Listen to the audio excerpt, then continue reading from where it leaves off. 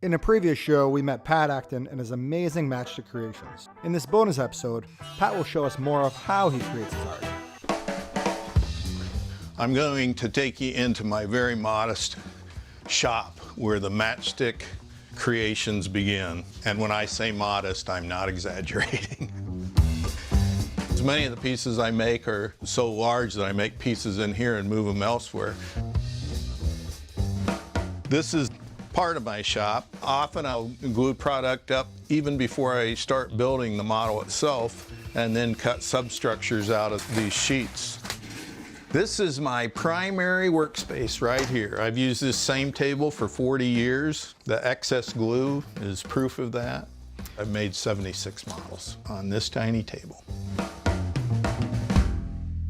I'm currently in the process of making this small model of a snowmobile. I'm often asked about how I go about designing and how I figure out scale on models. And whenever possible, if I can find a small scale model of what I'm making, I'll use it to form the dimensions and make the drawings. What I'll be doing is starting on this now. If you look closely, it's got a lot of different shapes, angles. First step in this will be draw that out, cut those out, and glue those together. Yeah, good fit. The main technique that I learned that was the time saver is the fact that this wood fiber is very soft.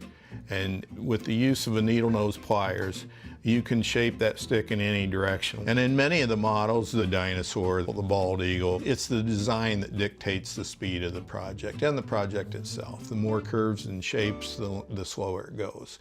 Give you an example. It took about 11 and a half months to make the Millennium Falcon with over 900,000 sticks in it.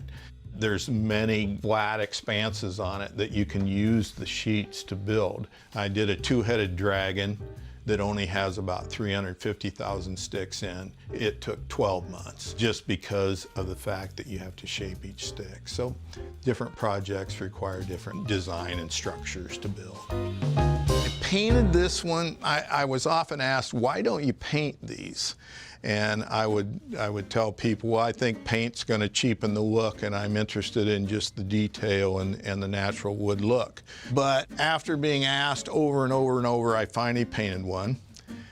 People understand now why I don't paint them. I still love it, but I do think it cheapens the look of it. So. Here we have the Cuddy Sark, beautiful clipper ship. This one's a little unique in that I stained the hull of the ship versus the lighter colored sails.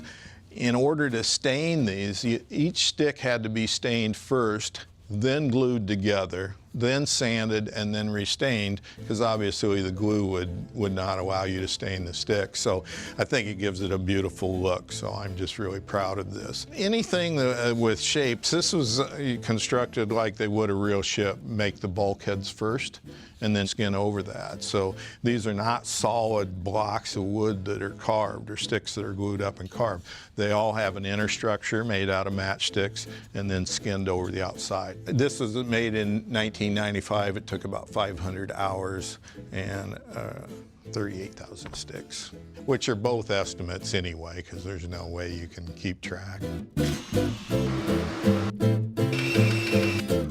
It's amazing how many techniques I've learned. Unfortunately, I'm a slow learner, so it's taken 40 years to get to the proficiency I have now with sticks. I can tell you that.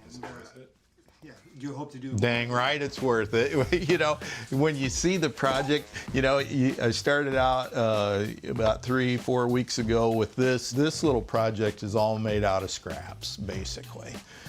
You know, I've had to do a lot of intricate work to get the detail to show, but now I can actually see what I'm building. That's when you get excited and you're going, holy smokes, this might actually look like a snowmobile when I'm done. So that's what I really enjoy, is seeing the end product, you know. The process getting there, it's my passion, but to see the finished product, that's what it's all about, you know.